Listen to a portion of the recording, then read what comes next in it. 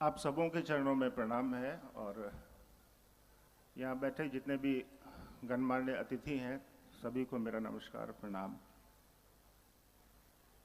और त्यागराज की इस संगोष्ठी में आप सभी आए इसके लिए तहे दिल से शुक्रिया। आपने अपने गुरु शिव की बात सुनने के लिए इतना कष्ट उठा के आप आए। अभी गुरु भाई लोग बोल रहे थे काफ़ी दूर से लोग आए हैं यहाँ, तो हम लोग कुछ देर बैठेंगे और अपने गुरु शिव की बात सुनेंगे। जो साहब और दीदी का संकल्प हम लोगों ने अपना संकल्प बनाया है, उस संकल्प पर खरे उतरने की कोशिश हम लोग करेंगे। वैसे आज बड़ा पावन दिन है, गुरु पूर्णिमा का दिवस है आज। हम लोग गुरु पूर्णिमा मना तो लेते हैं, बोल तो लेते हैं, लेकिन कभी समझने की कोशिश ही नहीं किए। साहब हमेशा समझाए हम लोगों को ये बात। साहब ने भी कहा, शास्त्र भी कहते हैं कि वो शिव जिस दिन ज्ञान देने की इच्छा किए होंगे उसी दिन से गुरु पूर्णिमा की शुरुआत पूरे विश्व में, पूरे जगत में, पूरे ब्रह्मांड में हुई। और विषय भी है हमारा गुरु, सदगुरु और जगत गुरु। विषय को मैं थोड़ा हल्का कर देता हूँ, सुनने में और पढ़ने में काफ़ी भारी लगता है। देखिए, मूल शब्द तो गुरु ही होता है। साहब की लिखी हुई किताब है आओ चलें शिव की ओर, आपने पढ़ी ही होगी, करीब करीब सभी लोगों के पास है, सभी पढ़ते ही हैं। यानी हम लोग बचपन से जो किताबों में और शैक्षणिक संस्थानों में हम लोगों को पढ़ाया गया है कि अंधकार से प्रकाश की ओर ले चलते हैं। साहब ने कहा कि गुरु शब्द का एक और भी अर्थ होता है, बड़ा बढ़िया जान लो, भारी, वेटेड, जिसमें बहुत वजन हो। यहाँ बैठे करीब 5000 लोग के आसपास हैं। करीब करीब सभी लोगों ने घड़ियां पहनी होंगी अपने कलाइयों में। इस घड़ी को चलाने के लिए कितने बैटरी की जरूरत होती है? 0.5 वोल्ट, बहुत छोटा सा, यानी बहुत कम ऊर्जा को चलाने की, उस घड़ी को चलाने के लिए बहुत कम ऊर्जा की आवश्यकता है। मोबाइल को चलाने के लिए करीब बैठे बैठे सभी लोगों के पास मोबाइल होगा, थोड़ी बड़ी बैटरी चाहिए। जीवन को चलाने के लिए बैटरा चाहिए, बैटरा बड़ा वाला। अब गुरु, सदगुरु, जगत गुरु समझ में आ गया। छोटी चीजें हैं ये, छोटी छोटी ऊर्जा। शिव के बारे में कहा जाता है कोटि सौदामिनी भाषाम, करोड़ों करोड़ बिजलियों की चमक में जितनी ऊर्जा है वो धारित करते हैं। गुरु आपको क्रिया बताते हैं, सदगुरु अपनी दया मात्र से आपको शिव की तरफ ले चलते हैं। शर्त यहाँ भी लगते हैं, गुरु भी शर्त लगाते हैं। कोई कहेंगे मांस मदिरा छोड़ के आओ, कोई कहेंगे ये करो, कोई यम नियम, कुछ बहुत सारी वर्जनाएं लगाते हैं, आरोपित करते हैं। साहब ने कहा कि उस जगत गुरु शिव के पास चलो, वहां किसी तरह की कोई वर्जना नहीं है, क्योंकि वो पूरे दुनिया का गुरु है। सदगुरु के आश्रय में भी आप जाएंगे, वहां भी आप के ऊपर लगेंगे, वर्जना वहां भी है।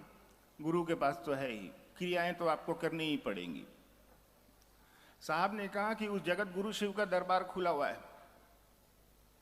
साहब की एक पुस्तक है आओ चले शिव की ओर, सभी लोगों के पास होगी। उसकी जो तस्वीर जो कवर पेज पे लगी है, उस तस्वीर को जरा ध्यान से देखिए। उस तस्वीर में क्या दिखता है? एक सांप दिखेगा, एक मेढक दिखेगा और एक फतिंगा दिखेगा। ये तीन ही चीज दिखेगा आपको। साहब उससे ये बताना चाह रहे हैं कि ये जो सांप है ना बाबू,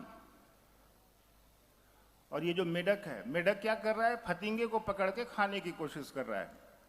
और मेढक कहाँ है? सांप के मुंह में। सांप ने अपने मुंह में मेढक को पकड़ा हुआ है। साहब यही बताना चाह रहे हैं कि ये देखो क्या स्थिति हो रही है। हम और आप भी इस जगत में बड़े मजे से जी रहे हैं, बड़े मजे से अपना काम धंधा किए जा रहे हैं। साहब ने कहा कि यार अथा तो ब्रह्म जिज्ञासा, कम से कम अभी से तो उस ईश्वर को, उस शिव की तरफ चलने की जिज्ञासा होनी चाहिए मन में। अब नहीं जाओगे तो कब जाओगे? हम और आप तो जगत की तरफ घूम रहे हैं, जगत के आकर्षण में नाच रहे हैं। व्यक्ति के मन में इसी भाव का उत्पन्न हो जाना, व्यक्ति के मन में ये सोच का पैदा हो जाना कि नहीं, हमको शिव की तरफ चलना है, और इस जो ले चलने वाला है, आप अकेले तो चल नहीं पाएंगे, आपको रास्ता तो चाहिए। उस रास्ता दिखाने वाले को गुरु कहते हैं। मूलतः यही है। वर्गीकरण हो सकता है, शिष्यों का वर्गीकरण होगा। अब शब्द तो गुरु ही है ना, शब्द तो शिक्षक ही है। शिक्षक प्राइमरी स्कूल में भी पढ़ाते हैं, हाई स्कूल में भी पढ़ाते हैं, कॉलेज में भी पढ़ाते हैं। गुरु तो सब जगह है, वो तीनों जगह काम करेगा। ठीक वैसे ही वो जगत गुरु आपको प्राइमरी में भी मिल जाएंगे, आपको हायर सेकेंडरी में भी मिलेंगे, और महाविद्यालय में भी मिल जाएंगे। वो तीनों काम कर सकते हैं।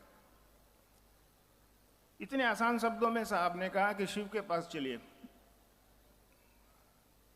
शिव का उन्होंने तो इतना भी नहीं कहा कि शिव का ध्यान करना है। उन्होंने कहा कि महादेव को अपने मन में लाओ यार, अपनी दिनचर्या में शामिल करो। अपनी चाय बना लो महादेव को। सुबह सुबह उठते हैं। आज मैं सुबह सुबह उठा तो मेरे चाचा बगल में थे, अभी जो बोल रहे थे, हमको बोले कि यार 7 बजे चाय देगा क्या? हम बोले चाचा ये तो पूछना पड़ेगा। सोचिए हमारी आपकी ये स्थिति है। बगल में मेरे राजन भैया भी थे, वो भी चाय के लिए परेशान हो रहे थे, मैं भी परेशान हो रहा था। साहब ने कहा कि तुम अपनी चाय क्यों नहीं बनाते हो महादेव को? तुम चाय पियो, इसमें रोक टोक नहीं है, लेकिन जिस शिद्दत से तुम उस चाय को याद कर रहे हो, उस शिद्दत से अगर एक बार पूरे जीवन काल में शिव याद आ जाए, दोबारा कभी तुमको कोई क्रिया करने की जरूरत नहीं। तो कम से कम हम और आप कोशिश तो कर ही सकते हैं, प्रयास तो कर सकते हैं। और इतना आसान सा काम उन्होंने बता दिया